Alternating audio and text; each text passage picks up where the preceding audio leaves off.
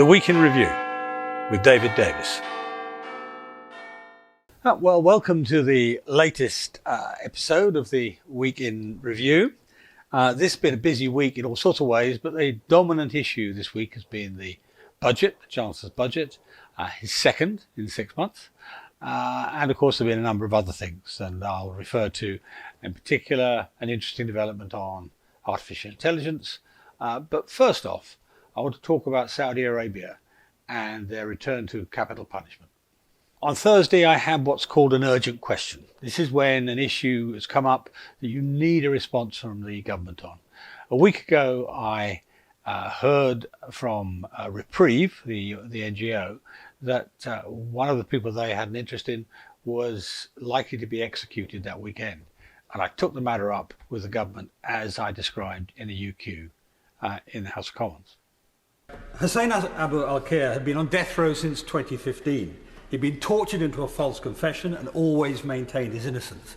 When I was told this weekend that his execution was imminent, I urgently wrote to the Prime Minister, the Foreign Secretary, the Junior Minister, Lord Ahmad, the British Ambassador to Saudi Arabia and the Saudi Ambassador to the UK, calling for intervention to prevent Hussein's execution. I received no formal reply, although I understand a letter has arrived in my office since I've been in the chamber, Mr. Speaker. Hussein was then subsequently executed.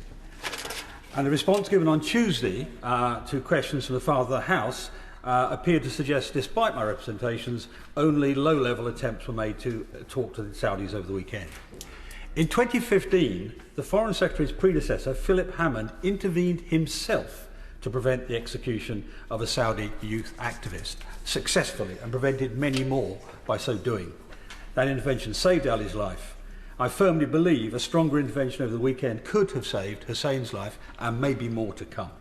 Saudi Arabia continues to be one of the most prolific users of the death penalty, killing over 130 individuals in 2022. Since the 1st of March this year, the kingdom has executed 11 people, including for non-violent drug offences. This goes against Saudi Arabia's informal moratorium on the use of the death penalty for drug-related offences. Being soft with totalitarian states comes back to bite us, as we know from the Russian example. I can assure him that a range of interventions were made, as I described, at the most senior level by Lord Ahmed, and I think that does describe the energy with which he has made these representations. So I think we can be confident that there was a great deal of energy expended in that effort. And I'd like to thank the Right Honourable Member for Holton, Price and Howden for his characteristic defence of these issues in this House and for bringing this urgent question today. On behalf of the Labour Party, I extend my condolences to the family of Hussein Abu al-Kheir, a Jordanian national who leaves behind 8 children. I suspect that the Saudi Arabians actually know that we don't like the use of the death penalty, but they're not embarrassed by private representations. They might be embarrassed by public representations, and it has made a difference in the past. The nub of the matter at the end of it is that, in my view, the Foreign Secretary should have intervened personally. It could even have been a Prime Minister call, but it should have been at a high level. After all, somebody's life was on the line, and this man lost his life. He was probably fitted up, bluntly, by the Saudi prosecutors because he was tortured very badly as an elderly man. They harmed him in so doing, so his claim of being tortured stands up. And we have to be firm with our allies. We learned a lesson, I think, when the Russians misbehaved and killed Litvinenko, and we were soft on them. David Cameron took Putin to a judo exhibition at the Olympics and so on. We have to be firm. We have to be clear. We have to stand up for what we believe in, which is the rights of the individual and proper rule of law. And if we don't, it goes wrong. So it's a lesson to remember next time we have an issue like this. The budget this week was incredibly heavily trailed. I mean, almost all of what was announced in it had been in the papers in the previous several days. I mean, there was a time in our history when even letting anything about the budget out would lead to the Chancellor having to resign, but not since Gordon Brown had changed the rules. But the budget was described by the Chancellor as the budget for growth. And that's right. I mean, at the end of the day, the Tories want to get the tax rates down. They want the state to be a smaller proportion of the economy. They want people to have better jobs and better pay. They want to bring inflation under control and so on. So all of those things are fundamental to it. Now, I'm just going to focus on one or two issues. One of the most controversial things was the removal of the lifetime allowance for pensions. In other words, up until last week, effectively, you could have a pension pot, not the amount you're paid on a day-by-day basis, but the pension pot, the savings, up to just over £1 million, 1.07 million, I think it was. Now, that may sound a lot of money, but it only means £50,000 a year.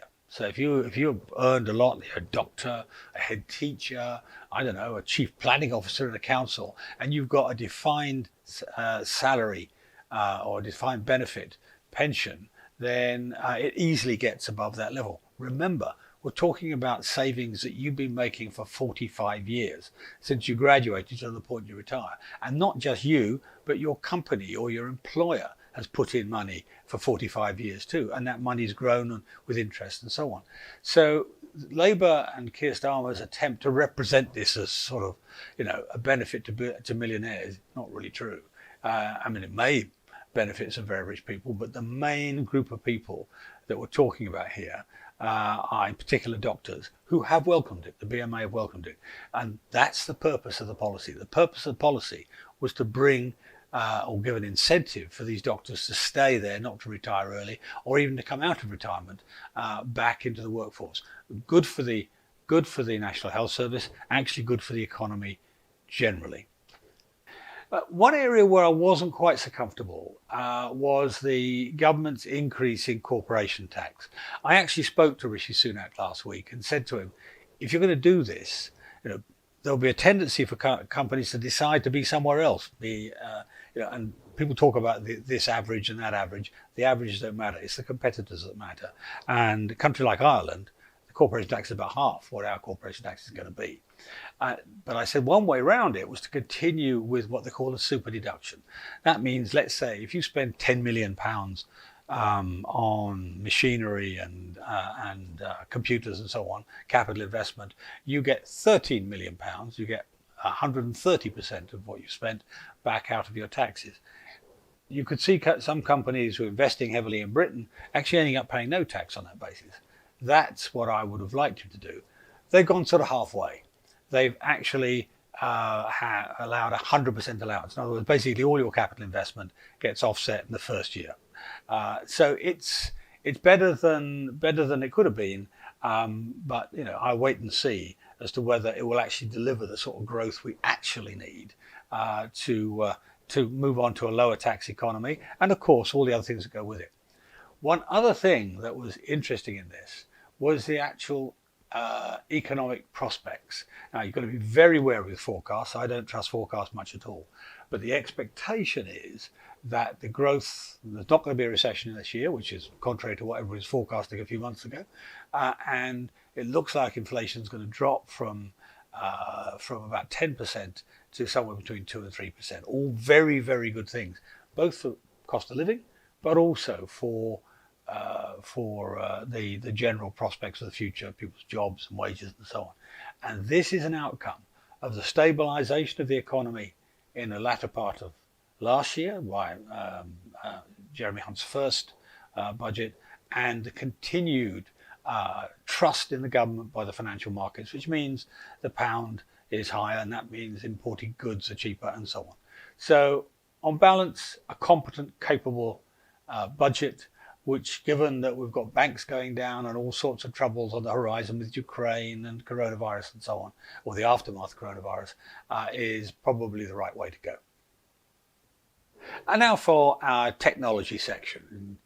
You may have heard, because we mentioned it before, about Chat GPT, OpenAI's a bit of artificial intelligence brain, as it were.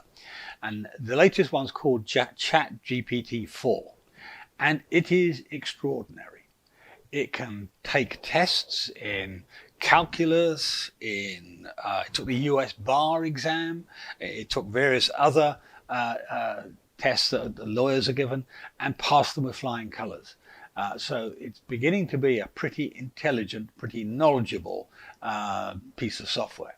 And these skills applied right across the board. Medical, calculus, art history, you name it. And of course the temptation when this thing is so clever is to use it for something straight away, try and get some advantage. Indeed, one minister a week or so ago said that she wanted to see it used in government, and I rather disagreed with her on Twitter because I think it's a bit early yet. Why do I think that? Well, not that long ago, a year or two ago, we had a big increase in the use of facial recognition, which of course has got artificial intelligence in it. And when they look back at how effective it was, it turned out to be quite discriminatory in terms of who it recognized and who it didn't. Literally, ethnic minorities were in a different category to the majority groups in population. So you have to think very hard about what sort of mistakes these AIs can make before you commit serious decisions to them, which may have irreversible damaging consequences. Indeed, the creators of Chat GPT believe this themselves, and they warn against using this too quickly without building in checks and balances. Now, my view is we should design the whole development and use of AI with human beings as a check in the loop every time, at least for until we're really, really certain that they get it exactly right.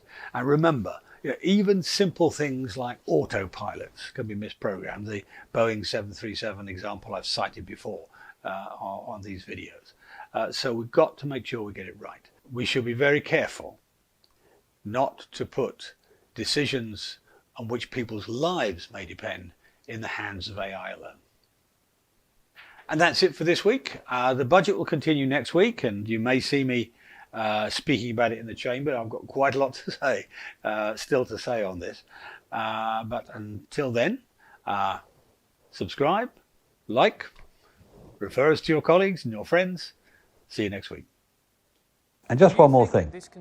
I recently joined Konstantin Kisin on trigonometry to discuss a whole range of things, and a number of people have said they watched it and enjoyed it. So if you're interested in watching it, then you can find the link below.